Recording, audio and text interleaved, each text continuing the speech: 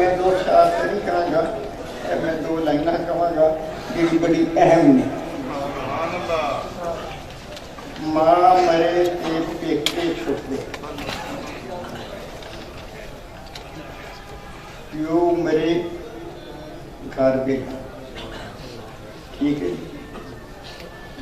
شالا مرن نہ بھی کسی دے اجڑ جانا میرا۔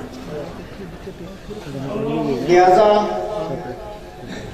سب تو بڑی مثال تھوڑے سامنے بیٹھی ہے سید عمران محی الدین، جس تے دونوں جڑے مصرے نے پورے ہوئے۔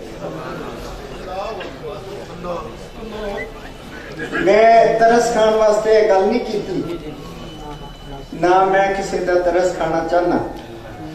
میں بہت ایک مضبوط آدمی ہوں اور مضبوط اپنے اعصاب دا مالک ہوں۔ میں اب اعلان کرنا کہ chief justice retired high court خواجہ محمد شریف صاحب میری دانا بازو نے،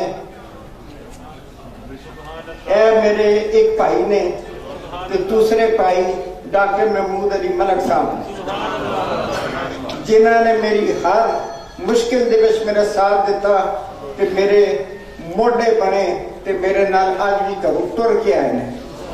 لہذا میں